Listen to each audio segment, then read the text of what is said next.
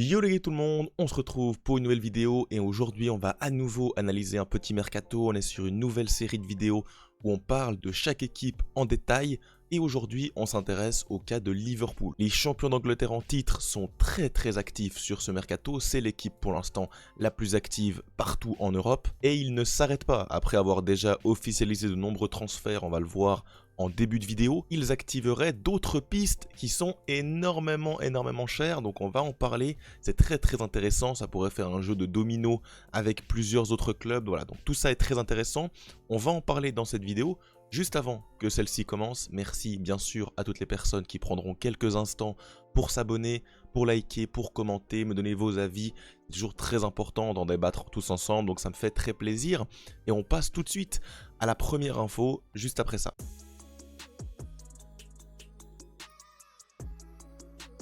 Bon, on va revenir tout d'abord sur les moves qui ont déjà été faits, déjà officialisés. Il y en a 3 qui sont déjà officiels. C'est bien sûr l'arrivée de Florian Wirtz déjà, donc énorme arrivée pour environ 130 millions d'euros. Ça peut aller jusqu'à 150 avec les bonus. Arrivée de taille, on en a déjà parlé sur la chaîne, on va pas revenir en détail dessus. C'est juste pour vous préciser que déjà Wirtz c'est déjà fait. Également dans la même veine, le bon vieux Frimpong a été officialisé. On sait, il y a eu un départ de Trent au Real Madrid gratuitement, donc il fallait recruter à ce poste-là. Et bien sûr, Jérémy Frimpong était l'élément parfait. Il avait une clause à environ 35 millions, 40 millions, donc il a été levé. Il a signé pour 5 ans au club des Reds, donc énorme coup, franchement. Tu récupères un des meilleurs latérales droits, un peu prospect, à cas de l'avenir, qui est jeune, pour 5 ans, donc c'est également parfait. Et tu fais également venir un autre latéral, c'est Milos Kerkez à gauche, cette fois-ci, il vient de Bournemouth. Il a fait une très belle saison, la saison de révélation du côté de Bournemouth avec Iraola, il a été très bon en contre-attaque, même défensivement, il s'est vraiment amélioré. Donc c'est une très grosse recrue. Également au niveau du transfert, parce qu'il va coûter plus de 40 millions d'euros, donc ça fait déjà 3 transferts très importants. Maintenant, c'est 3 transferts qui sont pour moi importants et qui étaient essentiels. De recruter les latéraux avec la perte de Arnold et le déclassement progressif de Robertson qui prend de l'âge. Tu devais pour moi recruter à ces postes-là. Et bien sûr, Wirtz, bon, c'est peut-être un petit peu un bonus parce que tu n'en avais pas tellement besoin dans l'animation, mais tu rajoutes une pièce d'énorme qualité, un des meilleurs joueurs au monde tout simplement. Donc bien évidemment que c'est des moves qui sont énormes.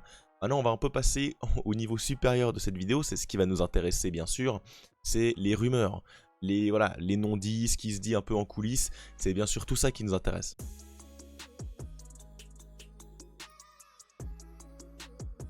La première info qui nous intéresse, c'est bien sûr les infos qui tournent autour de Hugo Ekitike. Voilà, l'international français espoir du côté de Francfort, hein, qui a fait une très belle saison.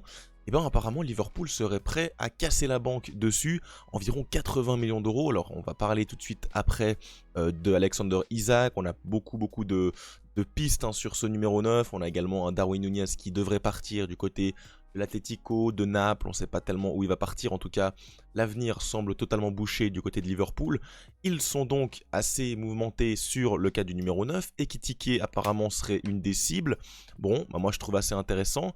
Maintenant, 80 millions d'euros, je trouve ça peut-être un petit peu cher pour notre ami Hugo Ekitike qui sort une bonne saison à 23 ans du côté de Francfort. On sait qu'il avait loupé totalement son arrivée au Paris Saint-Germain, mais il faut le dire, il a vraiment performé en Bundesliga.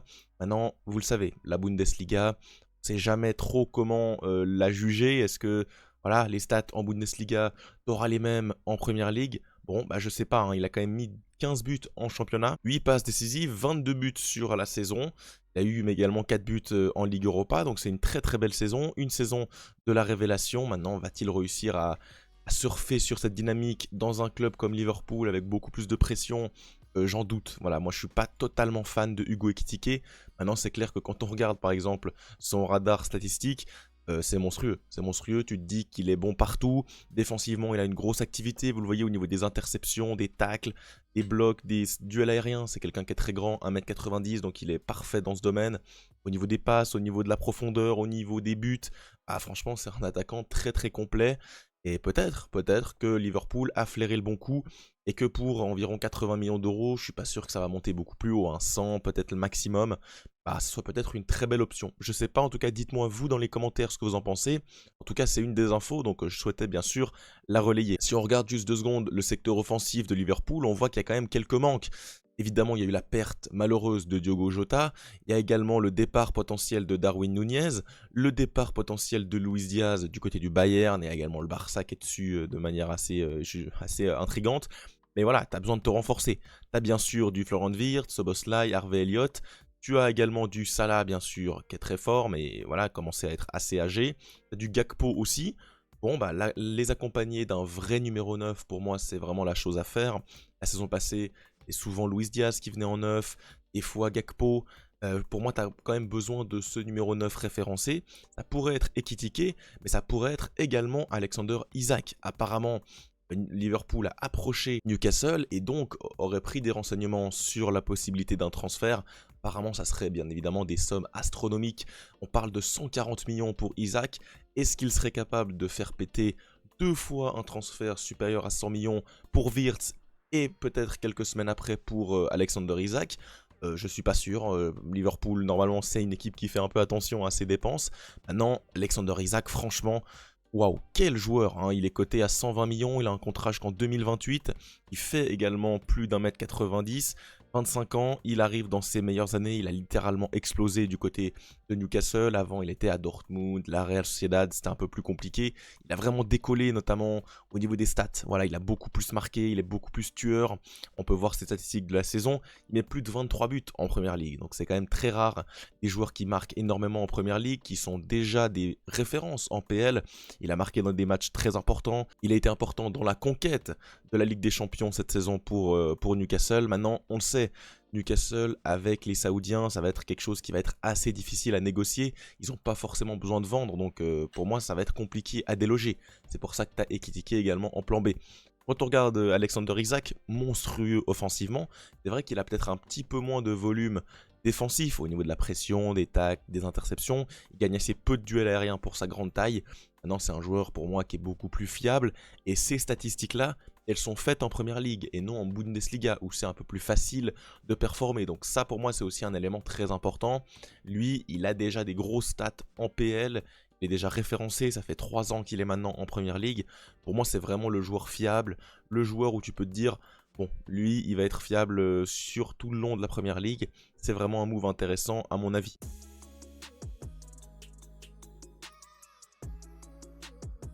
La dernière info de cette vidéo, elle concerne Rodrigo parce que oui, apparemment Liverpool serait rentré dans la course pour récupérer Rodrigo. On le sait, il n'a pas du tout été titulaire sur la Coupe du Monde des clubs. C'est très compliqué pour lui, il est mis de côté, il est sur le banc. Apparemment, il y aurait des envies de départ d'un côté comme de l'autre. Le club ne serait pas contre s'en séparer pour une grosse somme d'argent. Ça parlerait également d'un transfert aux alentours de 100 millions d'euros. Voilà, pour moi, il y a pas les trois vont pas être faits. Tu n'auras pas Wirtz, Isak, Rodrigo, ou alors dans ce cas-là, il faut tout arrêter. Mais pour moi, un des deux, donc Rodrigo ou Isak ou Ekitike, ça va se faire. Maintenant, Rodrigo, moi, je me permets d'avoir un petit peu des interrogations. Je sais pas vous. Bon, bien sûr, on connaît tous ses qualités, 24 ans, encore très jeune. Il coûte environ, voilà, il a une valeur marchande d'environ 90 millions. Il peut jouer à droite, majoritairement à gauche quand même, donc ça viendrait remplacer Luis Diaz, si un Luis Diaz venait à partir pour être le pendant de Mohamed Salah à droite. Donc sur le papier, c'est évidemment très intéressant. Maintenant, dans les faits, franchement, Rodrigo, il sort d'une saison qui n'est pas franchement très bonne. Vous le voyez au niveau des statistiques, que 14 buts, 11 passes décisives. Il a été très peu impactant dans les matchs importants, dans les classicos, en Ligue des Champions, il a été quasiment transparent contre Arsenal, il a été très décevant. Est-ce que véritablement tu as envie de faire péter le transfert à 100 millions sur Rodrigo? Je sais pas. C'est bien sûr un énorme joueur qui a des grandes qualités. Vous le voyez face à la Coupe du Monde des clubs, il a finalement joué une fois titulaire. C'est face à Al Hilal, derrière il a été sur le banc. Donc ouais, c'est grosse interrogation sur Rodrigo. Vous le voyez, ses stats, elles sont forcément très bonnes, hein. Il joue au Real Madrid, c'est un joueur de grande qualité. Mais il n'y a pas non plus des stats qui sont folles au niveau des buts. Un joueur qui marque non plus énormément, 0,35 buts par match. Par contre, il a un très gros apport défensif. C'est pour ça qu'il était souvent mis de côté du côté du Real, parce qu'il devait faire souvent les efforts, donc il avait moins tendance à être de l'avant. Maintenant, est-ce qu'un Rodrigo plus Isaac, c'est faisable? Je ne pense pas. Si on se projette un peu sur le secteur offensif de Liverpool, hein, c'est ce qui m'intéresse, j'ai pas voulu mettre les défenseurs, les milieux de terrain plus bas. On parle un peu de l'élément offensif. Pour l'instant, aucun de ces 3 joueurs que j'ai mis ici en noir avec les étoiles sont là. Donc pour l'instant, tu partirais plutôt avec une équipe un peu comme la saison passée, avec du Gakpo, du Diaz en pointe, Wirtz que tu as recruté, et bien sûr Salah à droite. Bon, tu serais dans cette position-là. Maintenant, si tu arrives à faire l'upgrade Rodrigo à gauche, et même, pourquoi pas, un Ekitike, voire un Isaac. Isaac, pour moi, qui serait beaucoup mieux qu'Ekitike en pointe. Là, tu aurais une équipe qui serait vraiment très méchante avec des postes de doublure. Alors, imaginons que Nunez parte. Tu as quand même du Szoboszlai qui pourrait être ici, du Elliott, du Chiesa en soutien, tu as également du Gakpo ici. Tu aurais un effectif qui fait extrêmement peur à toute l'Europe. Voilà, on le sait, Liverpool a gagné la Première Ligue. Ils ont un effectif qui est déjà très fort. Ils ont maintenant l'ambition de remporter la Ligue des Champions, de revenir fort en PL. Et la meilleure chose pour y arriver, c'est de recruter encore et encore, même si tu es une équipe qui est très bonne. Tu dois recruter, tu dois t'améliorer sur tes points faibles. Et apparemment, Liverpool aurait très bien compris tout ça. En tout cas les amis, on arrive à la fin de cette vidéo. Donc n'hésitez pas, vous, dans les commentaires, à me donner vos avis sur tous ces moves. Voilà, on a parlé des moves qui sont déjà faits, mais également des moves qui pourraient arriver. On parle de Isaac, on parle de Ekitike, pourquoi pas du Rodrigo également. Bon, bah n'hésitez pas vous à me dire voilà ce que vous en pensez dans les commentaires. On n'a pas non plus parlé des départs dans cette vidéo. Et on a voilà Nunez, Luis Diaz, peut-être Konaté qui sera sur le départ très rapidement. Bon, voilà, il y a un gros mercato du côté de Liverpool. On refera bien sûr des points, des actus sur Liverpool si tous ces dossiers se confirment. Évidemment, si on a un Rodrigo, on va en reparler. Isaac, on va en reparler. Pour l'instant, c'était juste un petit pointage. Et pour moi, bah, bien sûr, je trouve que c'est un des meilleurs mercatos d'Europe pour l'instant. Ils arrivent à avoir des très bons coups. Pour l'instant, bah voilà, l'effectif est très cohérent. Maintenant à voir, si tu as des départs, il faudra les remplacer. Et je pense qu'ils auront, voilà, ils auront de la marge pour la saison prochaine. Pourquoi pas retrouver le titre en Première Ligue. Les amis, c'est tout pour cette vidéo. On se retrouve très vite pour de prochaines vidéos, bien sûr, dans 2 jours comme d'habitude. Et en attendant, n'hésitez pas à vous abonner, liker, commenter. On se retrouve très vite. Ciao et Visca Barça.